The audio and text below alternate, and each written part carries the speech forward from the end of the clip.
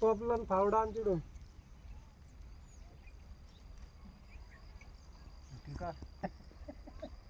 फावड्याची कांद्यावर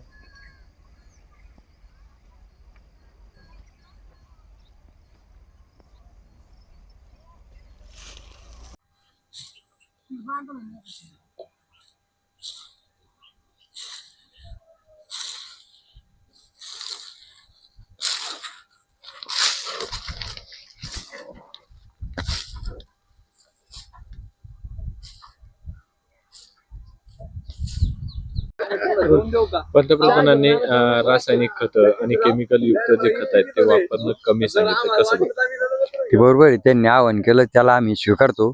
पण शेतीला रासायनिक खत असल्याशिवाय शेती येणार नाही, नैसर्गिक खतावर शेती पिकू शकत नाही. आणि आम्हाला काय करायचं हे शेतकरी खुद त्याच्या बुद्धीनेच करतो. तुम्ही कमी टाका म्हणलं आम्ही टाकू शकत नाही, जास्त टाका म्हटलं टाकू शकत नाही, कारण भाव खूप वाढलेले.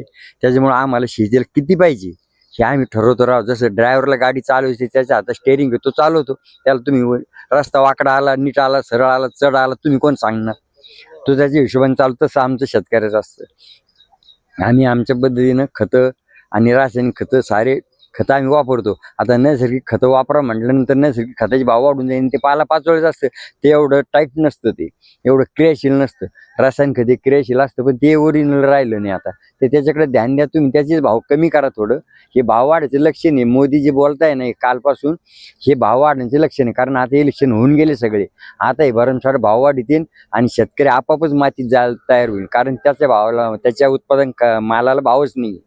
आणि आता हे भाववाढीचे लक्षण चालू यांचे, ते डिझेल पेट्रोल वाढणार, इलेक्शन संपले नाव युद्धाचं सांगताय, पण हे भाववाढीच्या याच्यावर आलेले आहे सरकार आणि हे भाव वाढणार आहे. त्याच्यामुळे अगोदरच आपण असं आहे आपलं तसं आहे तुम्ही असं करा तसं करा हे ते त्याचा अर्थ नाही. हे बोलणे आम्ही याला सहमत नाही. विश्वंभर हाके माजी चेअरमन आडगाव उजो. रासायनिक खत कमी वापरायचं आवाहन केलं, कसं बघता?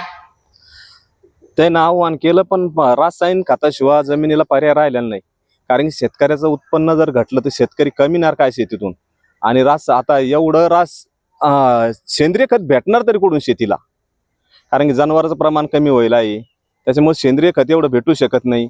आणि आता हे रासायनिक खताची जी शेतीला सवय होईल याच्याशिवाय शेती उत्पन्न देऊ शकत नाही. आणि याच्यात भाववाढ याचे त्याचे कारण होणार. ज्याला रासायनिक खत वापरायचं त्यानं रासायन वापरावं, ज्याला शेणखत वापरायचं त्यानं नैसर्गिक हे करावं. पण शेतकऱ्यावर असं कोणतं बंधन घालू नये की रासायनच वापरा आणि सेंद्रियच वापरा.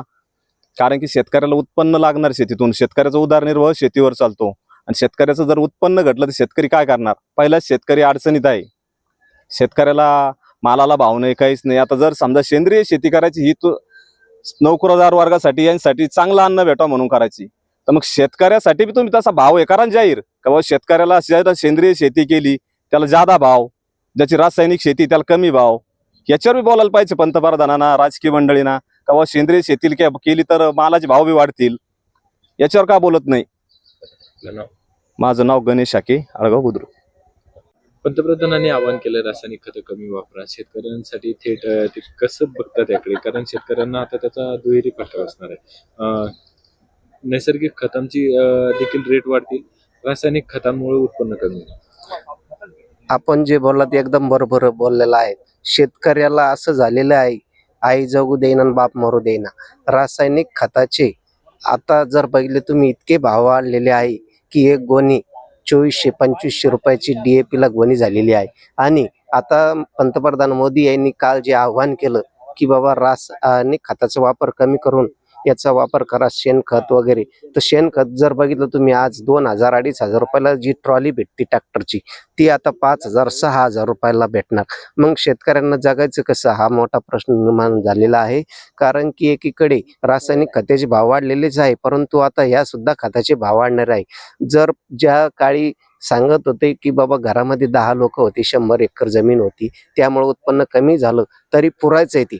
परंतु आज असं झालेलं आहे, शेतीला जर तुम्ही युरिया नाही टाकला, DAP नाही टाकली, तर शेतीला ती गरज झालेली रासायनिक खताची. आणि तेच जर तुम्ही टाकलं नाही तर शेतीतलं उत्पन्न वाढणार कसं? एक व्यक्तीला फक्त बघितलं तुम्ही 2-2, 3-3 एकर जमीन आहे. माणसं एका घरात 8-8, 10-10 आहे आणि त्यांनी स्वतःचं भागून, घर भागून आणि उत्पन्न म्हणजे त्याला संसार चालवायचा कसा, हा मोठा प्रश्न निर्माण झालेला आहे. हा खूप बिकट परिस्थिती आहे शेतकऱ्याची जर आज बघितली तर.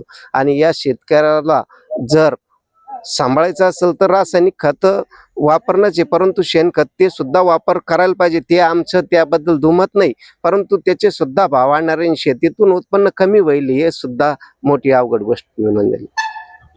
जगदीश डवले, आडगाव बुद्रुक.